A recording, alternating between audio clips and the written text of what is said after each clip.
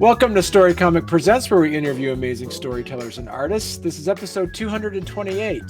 I'm your host, Barney Smith of Storycomic.com, and we're excited to have with us the award-winning and internationally acclaimed journalist and pop culture historian, Marty Gitlin. Marty. Thank you. Thanks for having me in. Internationally acclaimed. Okay, That's true. I'll accept that. There might be Yeah. one or two people in China who know who I am. I don't know.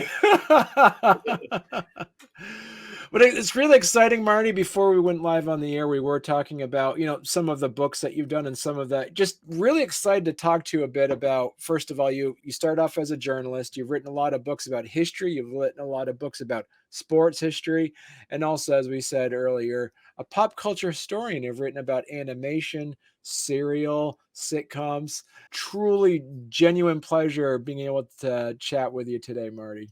Well, thank you so much. Yeah, almost forgot about the Great American Serial book. That was my first book, my first trade book. Anyway, I had a lot of success. I wouldn't believe it. That book, the Great American Serial book, they had features on it in Time Magazine and Reader's Digest, New York Times, Wall Street Journal. It was like it was in these newspapers all over the country. It was crazy. The book sold out. Actually, I was like, Wow.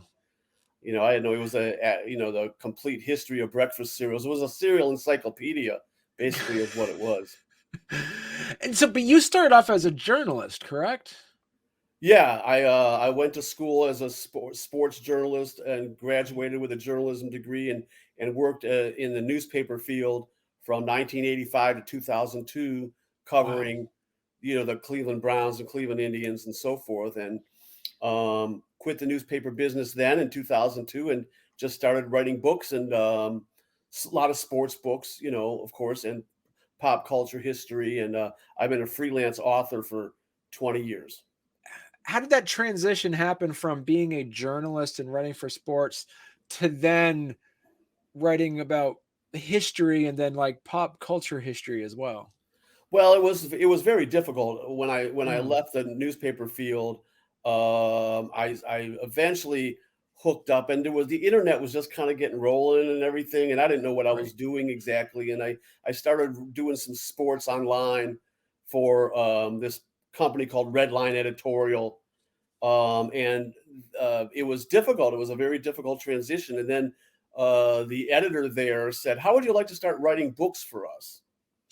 On history and sports and so forth. Educational books for kids, middle school kids, high school Right. kids, even some college students. And I said, sure. And so that's how the book writing got started. That didn't really start till 2006. So from 2003 to 2005, I was a little bit lost. I was just kind of getting my feet wet in the, um, writing online. And then from 2006 forward, from 2006 to 2012, all I did was educational books, and I did okay with that. And Right. I worked a little bit with CBS Sports and stuff online. And then had my Great American Serial book in 2012, and I really wanted to do trade books. I wanted to do have because the educational books are all assignments. Those were Right. assigned to me. I wanted to do my own ideas based on my interests in sports and pop culture history. I wrote a book ranking the greatest sitcoms of all time. I wrote a book ranking the greatest cartoon characters of all time. And these are, and some sports books and things. And these are the things that I really, have a passion for. And it was a lot of fun to do. And I've gotten publishers for it. And it's been, a great ride since really 2012. Right. So talk to us a bit about that where you were writing assignment books. How is that process? Are you basically handed like an outline to say it has to be this, this, this, and this? Is Yeah. that how that worked? Um, this book, this book is for third to fourth graders. And Hmm. you have to write, you can't go any more than 12 words per sentence. And you have to write, the book is 4,000 words long, and you have to write 6 chapters, and they have to be 600 words each. And then you have to do a glossary, and you have to do all this back matter. And it's difficult, especially, I'm doing a book right now for second graders, and it's really hard to write. I mean, you can't imagine, because you got to Mm, keep the word count down to 10 words per sentence at the most, and have these really easy words. And when you're an adult writer writing adult stuff, you're used to doing that. It's really tough to write at that level. But Right. I've gotten used to it, and I'm still doing a lot of the educational books, but I'm doing a lot of trade books right now. Right, I'm working on a book right now for college students, about women in the civil rights movement. So that's like almost like a scholarly book. And I'm doing, so I'm writing a book about the history of hockey, or it's Okay. called the Hockey Book of Why. And I just wrote an autobiography of a famous baseball pitcher named Sudden Sam McDowell, who was a Hmm. big all-star pitcher in the '60s, but he was a severe alcoholic, and he wanted to do a biography. And it turns out that I wrote his autobiography for him. And so, it was whatever it takes. I'm dabbling in a little bit of everything.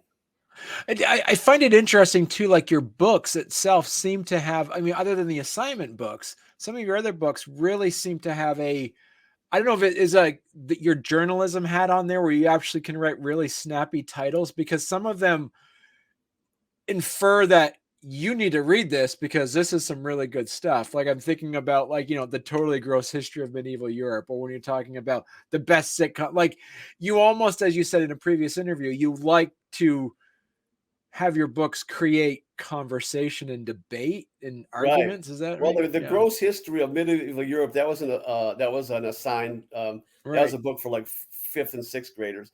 But yeah, the publisher usually decides the title of the book. Okay. Like, the greatest sitcoms of all time. I mean, it's not a very creative title, but they didn't really want a creative title. They just wanted a title that says this is what this is, the greatest sitcoms of all time. I like to rank things. I'm the Right. only author, it seems like, to do these ranking books. I rank the greatest cartoon characters of all time. I rank the greatest sitcoms of all time. I wrote a book ranking the greatest American athletes of all time. I created this point system and wrote a book ranking the greatest, American athletes of all time. Right. And so I'm lucky because the stuff that I like to write about, the interest that I have, at least has enough interest to publishers that they'll take it on. And now that I have, somewhat of a reputation for writing successful books, it's a little bit easier to get my books published. When you're writing the assignment books as compared to some of your passion projects, because you started off as a sports journalist, so you definitely have that premier passion of writing about, and you do a lot of sports history books. How is that different between those three genres, like your pop culture history, sports, and assignment books? Which one do you find more easy to write, I guess? It depends on the topic. Okay. If it's I get a lot of assignments, about, like assigned books for kids on like science that I don't know anything about. So you have to research it. So those are a little bit tougher. If they give me a sports book or a book about, 20th century American history, it's a lot easier for me to write those. But as far as like the writing itself, I find my trade books, books for adults are easier to write because I can just let it flow. I don't have to worry about writing for kids and toning it down a lot. The sports books are a little bit easier for me in certain ways because I'm so familiar with sports and I was a sports writer for a long time, and I don't have to do quite as much research as I would with some other books. The pop culture history, I've generally had co-authors for those, by the way, but Mm, except the greatest sitcoms of all time. And it takes some research because there are certain eras that I really like in cartoon characters, like that book, or sitcoms or whatever. So like the more modern cartoon characters and the more modern sitcoms, I have to do more research because I wasn't really as, into those as I was with the classics. okay. But And, sports, and unless I'm writing about skiing or something, sports is pretty easy for me. right, because you do have like all your ultimate, your ultimate Cleveland Indians, your ultimate Detroit Tigers, like all these are kind of have a really good long line here. Yeah, I did the Ultimate Cleveland Indians first because that's the team I covered, and the publisher, which was Rowman and Littlefield, they really liked that book, and so they said, "Why don't you turn it into a series?" So I did. I wrote the Ultimate Boston Red Sox, Ultimate Detroit Tigers, New York Mets, New York Yankees, St. Louis Cardinals. I wrote a whole series of Chicago Cubs. There you go. I wrote a whole series of Ultimate, and they're really the only books out that cover the entire history of these franchises. And those have been great because baseball's my favorite sport. I mean, I love football, like basketball, tennis. I used to play some tennis at a fairly high level, and Mm. but baseball has always been my favorite sport. Right, and the Yankees, that was one that most previously came out, and then you have, as of this recording, your Cardinals is coming out in next spring, Yeah, I correct? think the Cardinals book's coming out in April or May. It's all Yeah. done. It just has to be finished up. So was it like, since you're able to write a series of books, do you find it easier once you kind of get that rhythm in that you does like all of like your Yankees and your Mets, like do they follow the same Oh chapter yeah, breakdown and yeah. They're all basically what I tout them as is the greatest and most interesting teams and players and events and moments in the history of those franchises. And the only one that was different was the Yankees because I couldn't focus on their championships. They've won 28 championships, 27, I think, World Series championships. So I had to take a little bit of a different tact with the chapters in those. And, with the other teams like the Indians, or Guardians now, they've yeah, only won 2 World Series championships, so I could do a chapter on those and then do other stuff too. But the Yankees won so many championships, sort of the Cardinals too. Couldn't just right. focus on the championships. But because did you kind of get inspired by doing these sports history books with the fact that it's kind of broken down to do X, Y, and Z and kind of follow that formula? Did you get inspired by that by doing your assignment books? No, I think it's been a set. What I got inspired to do was, writing books generally that were not assigned to me, that were my Okay, my creations, my ideas, my passions, and writing books on subject matters that I really, really, love, right. cartoons, and I'm I could never write a book about fixing a car or anything. So I write books on things that I know about and that I love, and sitcoms and cartoons and sports and history.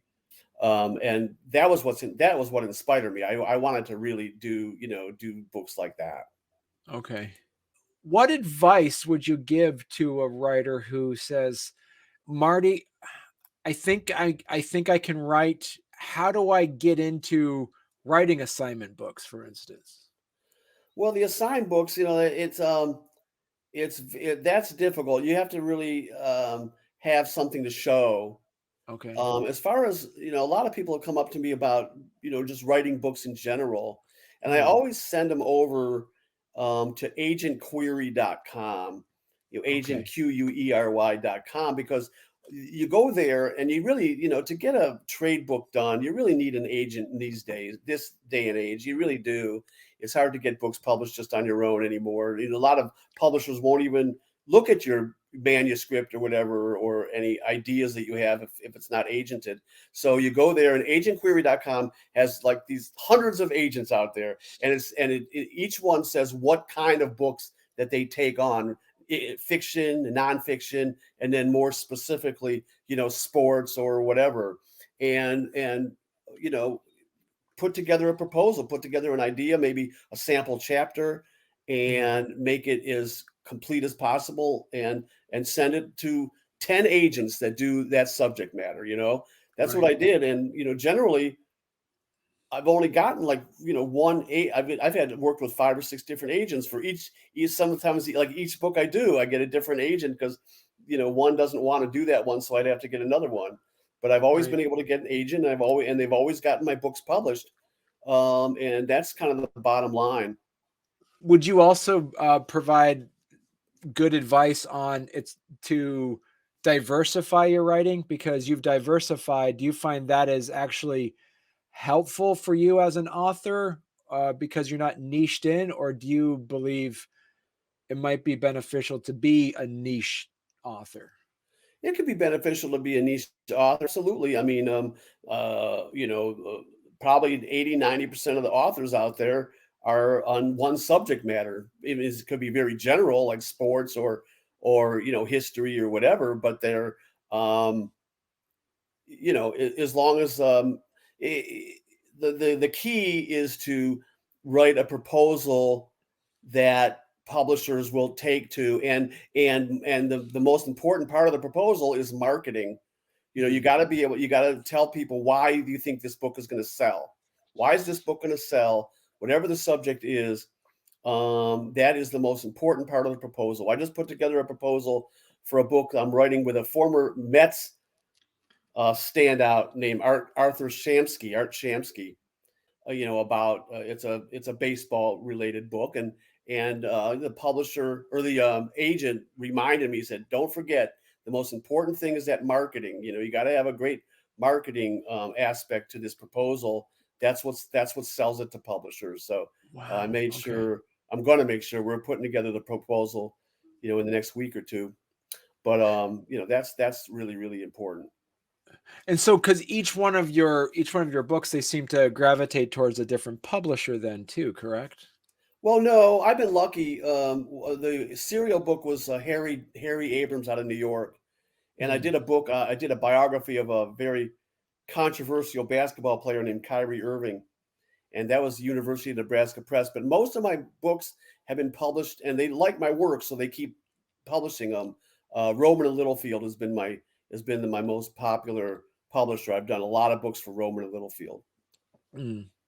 And, including and, and greatest sitcoms, greatest cartoon characters, and all those baseball books. Those were all Rowman and Littlefield.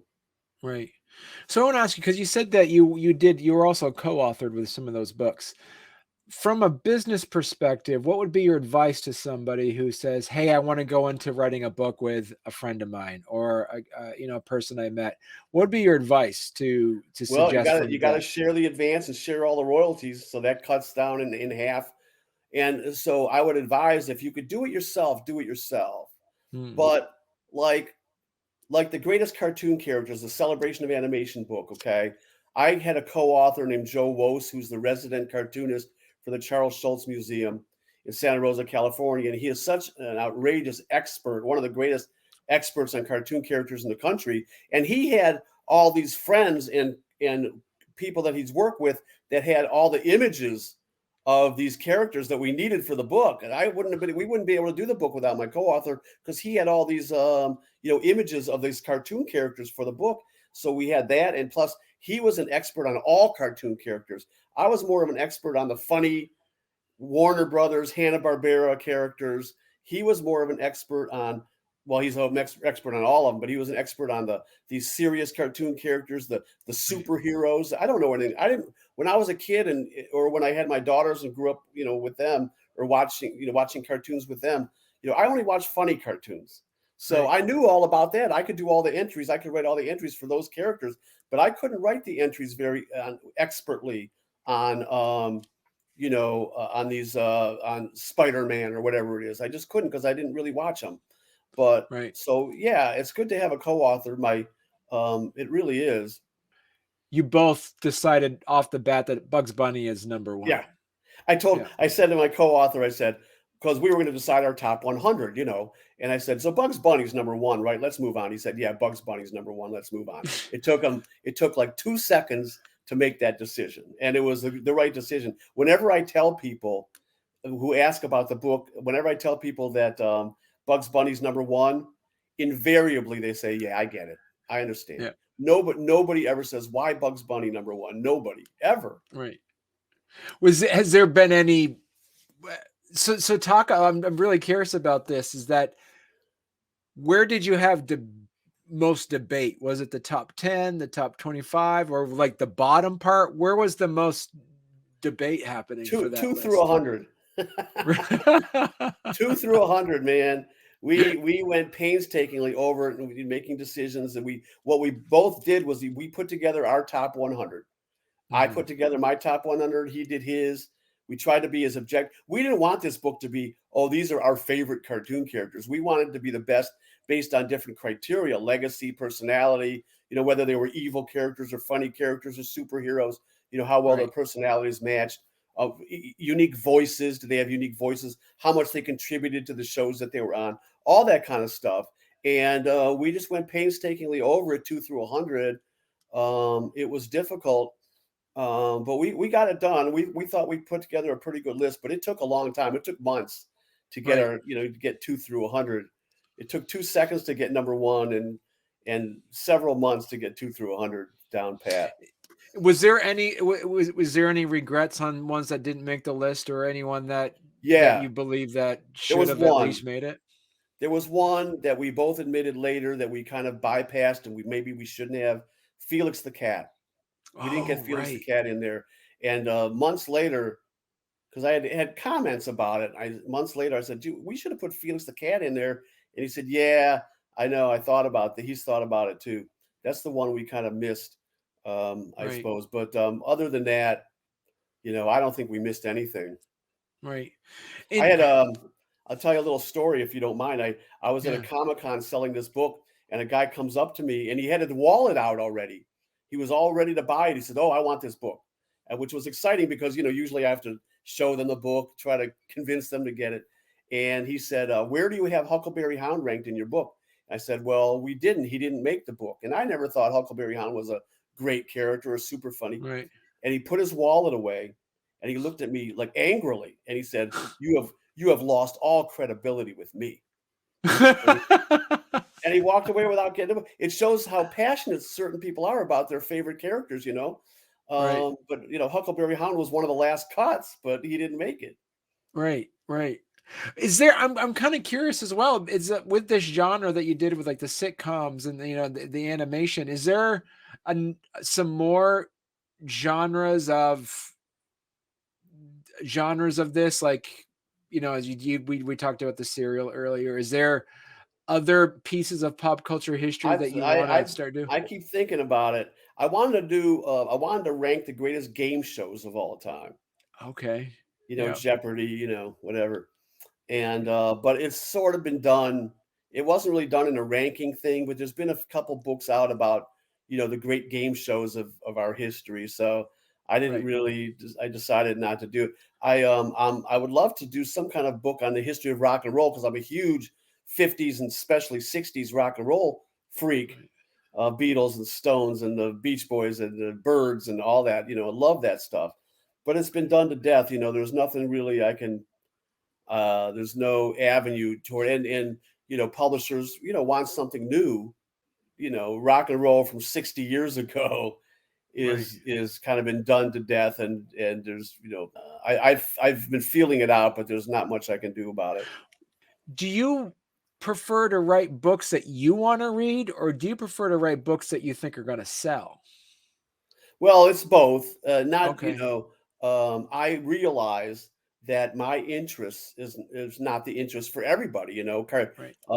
Writing about Bugs Bunny or writing about All in the Family or whatever, or Everybody Loves Raymond, might not be everybody's cup of tea. So I like to write what I like to write about, but I also have to keep in mind that publishers are going to have to want it, and Right. it's going to have to sell. Yeah. And it doesn't always, I mean, someone, if, as a freelance writer, okay, I can make a lot more money writing for corporations about plastic or whatever. And, people have told me, you could make $500 just writing an article about plastic or something. And I don't care. I Right. make enough money. I do okay. I get by. Money doesn't mean that much to me. I just rather be happy and do things that I like to do and write Right. things that I like to write about. And so that's what I do. And I'm had my best year, this year, fortunately. I do programs, presentations. I have 8 different presentations that I do at libraries, senior centers, and assisted livings Oh, wow. all over the Ohio and Michigan and Pennsylvania. I go and drive and do these programs where I show videos of the greatest sitcoms or the greatest cartoon characters or sports. And I have 8 different programs, and so I make money doing that too. And it's I Yeah. I set my own hours. I'm a freelance author and writer and presenter, and I can set my own hours, which is nice. And I could sleep in when I want to sleep in, and kind of live the lifestyle that I prefer. In your study, is do you have any, it's like manuscripts or like idea books, like ideas on there, like this is my to-do list, I have some other book, how do you prioritize your projects? I just kind of take it as it goes. I always have maybe two or three projects going at all times, and I don't really think about it much. It's like it just works out that way, you know. Oh, Right. someone will give me an assignment. Right now I'm doing a book for kids. It's a 8-part series or a 6-part series. Yeah, 6-part series on underdogs and upsets in sports. So I had to come up with six of the biggest upsets in the history of sports, and write these little books about them. And Right. I'm doing the book on the civil rights thing. I'm doing the book on hockey, and it always seems that I have two or three things going at once, and plus I have all the presentations that I do. So I'm busy enough. I'm working, pretty much full time. And when those disappear and I'm done with those, I'll it's whatever way. I've got this new thing with Art Shamsky coming up, and it always seems like it just works out that way. And once every several months, I'll come up with a new idea and pitch it. How long does it take you to write one of your more of your project books? Well, the educational books, there's certain educational books I can do in a couple days. Hmm. Um, and there's certain educational books that are a lot longer, like for middle school kids, that takes me longer. And I'm all I'm kind of juggling different projects at once. So it's not like I'm working 8 hours on one project, and then 8 hours the Hmm. next day on the same project. I just kind of juggle and do what I feel like doing that particular day, because I got to get multiple things done. Hmm. But the trade books, like the sports trade books I can knock those off, even if they're like 60,000, 65,000 words. I can do those not even working 8 hours a day doing it. I could do those in 3 or 4 months, because it's the subject matter I know so much about, that I can just write without even doing that much research. As Right. far as some other books that I do, I don't think I've ever done a book that took me more than 4, 5, 6 months to write. Right. And So, that so that when it surprises a lot of people, because most people think it takes years to write. But what takes a long time is to get it, to do the proposal, get an agent, get a Hmm. publisher, do all that preliminary stuff. That's what Right. takes more time. And then once you Right. do that, once you're all set to write, it doesn't take me that long. Right. So it's a bit different when you're writing these kind of like these research based. So not only do you have to have, say, like a line editor and also a do you now also have to have someone to edit it by actually doing the research to make sure to do like kind of like the fact checking piece to it that you have to have Yeah, now? there's all the books I do, whether they're trade books or educational books, they have fact checkers, Mm, and they go painstakingly through all my manuscripts, and make sure that everything is factually correct. mm, And they also do the editing. There might be a typo or two here and there, right, or they have a style, like a grammar style, that I don't always follow as closely as I should. I just kind of do my own thing, and then they can kind of fit it to their own grammar style. But right. yeah, once I'm done writing the book and once I send it to the publisher, it's usually months before I Right. hear from them again and say, okay, we're all done editing and fact checking, and why don't you go over it one more time? And generally they've done such a good job that I read through it and I'm like, yeah, you did fine. Right. Go ahead, go publish it. So I'm curious too, is that because you're such an accomplished, writer as well, is there any genre that you've always been curious to dip your toes in? Like, is there a Marty book that's like a Harlequin romance or like an epic sci-fi No, fantasy no. thing? It's funny. I know a lot about 4 or 5 different subjects: sports, Mm, history, you know, um, pop culture history, Right. rock and roll music of the past, and I know absolutely nothing about anything else. I know, like, I don't clutter my mind with too. I like politics a lot. I'm really into like modern politics. I'd like to Right. write some kind of book maybe about modern politics, about the Democrats and Republicans. But I'm not. I'm very interested in it, but I'm not. And I Right. never covered it, so I'm not really enough of an expert to really sell books on that. I pitched a book one time called The Losers, and it was all about the presidential candidates that lost Right. throughout Yeah. history, Right. but it turns out it was already done. So, Okay. in a different But title, but I yeah. really like politics a lot. I'm Yeah. into the whole scene, and so that's another subject that I know enough about, or I know a lot about. But other than that, man, you could name 100 subjects that I know absolutely nothing about. But is there? I'm curious too, just from the history perspective, is there a specific like athlete or so? Because I mean, you've written a one about like Sam McDowell as we mentioned earlier, but is there other ones because you're kind of combining your maybe for instance Mel Blanc or like is there somebody in history that you want to have the general public have a better deep dive on understanding this person? Yeah, well, well, those were assigned to me. I did a couple Right. books very early on when I started writing about Princess Di and Audrey Hepburn, and I Ooh. wrote books. These were like educational books for like college students and even Right. adults. And I wrote a book about the history of the KKK, and I Yeah. wrote a book about the Wounded Knee Massacre. Yeah. There was probably the end of the Indian Wars of the 19th century, and I'm really into that. I'm very much into but that's history. I'm really into history.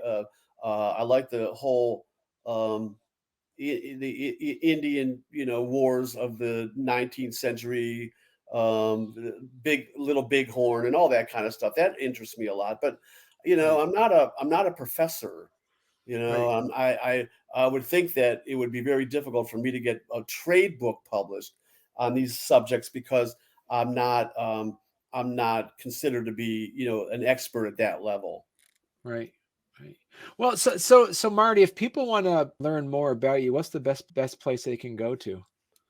Well, I do have if they want to know about my books anyway, Etsy.com slash Gitlin Books. There you go. You got to go to Gitlin Books, all one word, on Etsy.com, and then it'll say below, oh, do you want to look at this page or something? And it'll direct you to the page.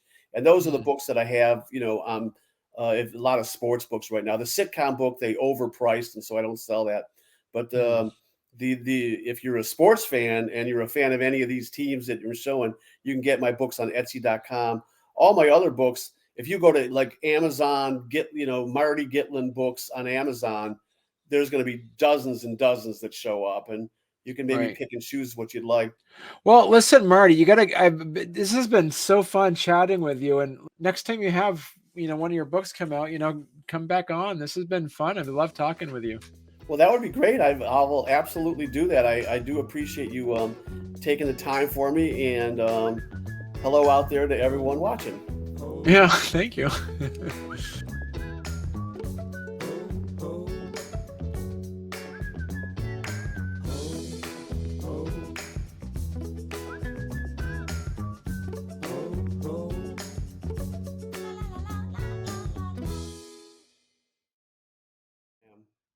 I That's was an right. See, award-winning sports writer anyway. but yeah, it's so fun. You can still say award winning. Yeah, you're good. All right. All right. Here we go. All right, where is it here? I already had this all written up and everything, and now where did it disappear to? All right, here we go, Martin. All right, this is good. I'm gonna edit this part out afterwards, so it'll be